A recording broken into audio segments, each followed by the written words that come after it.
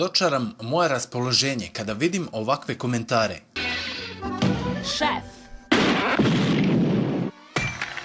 Aman bre! Ovdje ste mi došli! U ovom klipu ću 80% vređati ovaj serijal, a i ne planiram da nešto bude dugačak klip, jer me mrzi da pričam o nebitnim stvarima. Mnogi su me pitali u komentaru da snimam o herojima nešto. Na bilo kakva pitanja odgovaram, ali u vezi heroja samo kada sam dobre volje. Pa evo čak i snimam temu. Ne mogu da verujem. Znači uvijek će postojati taj različit feeling u bilo čemu, muzici, sportu, hrani, odevanju, pa čak i odabiru animeja.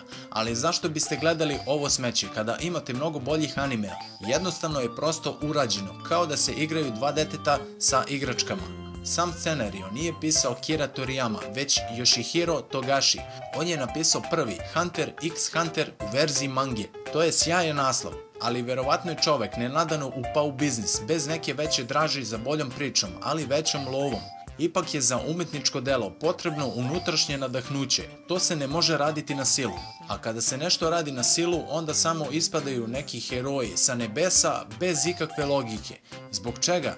Zato da bi se dečica naložila. Jao vidi, zlatni kuler! Harc je mnogo jak! Goku postaje veliki baja sveštenik! A zbog čega? Sve to pumpanje bez jasnih postupaka i sve to na brzaka u epizodama od 10 minke, kojih će biti ukupno 20-ak. Pa kao što piše na svakoj epizodi u gornjem desnom uglu, da je ovo promotivni anime. Neki su mislili da je ovo samo promocija samog animea, ali ne, ovo je promocija igrice. Tako da je ovo jedan veliki marketing kako bi se što više dece navuklo, a možda i starijih koji razmišljaju kao deca na ovu igricu. Da, to je cijela pointa oko ovih heroja, to jest lažnih heroja. Recimo ovo vam je kao kada biste uporedili MMA sa kečerima. MMA je realan sport, a kečeri su samo obična gluma, show, cirkus i ništa više osim dobre zarade. A dobro, ja gledam kečere, ali znam za jadac da je sve to napumpano. Ali bukvalno napumpano.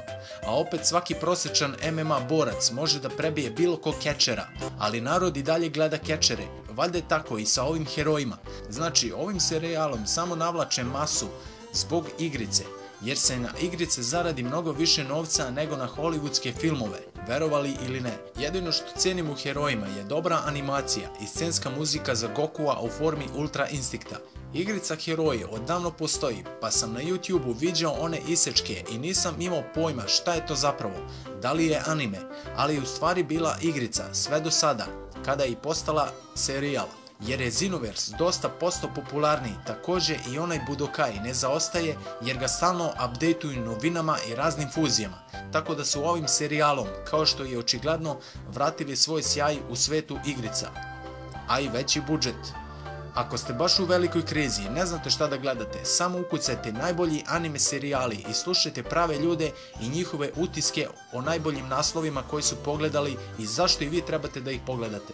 A opet, ako baš volite heroje, gledajte ih, iako imate široko prostranstvo u svetu animea. Nadam se da sam nekom uspeo da podignem roletne i izbavim iz ove zablude. Ako sam uspeo u svojoj misiji, bacite like, sub i bit ću vam zahvalan do neba. Pozdrav!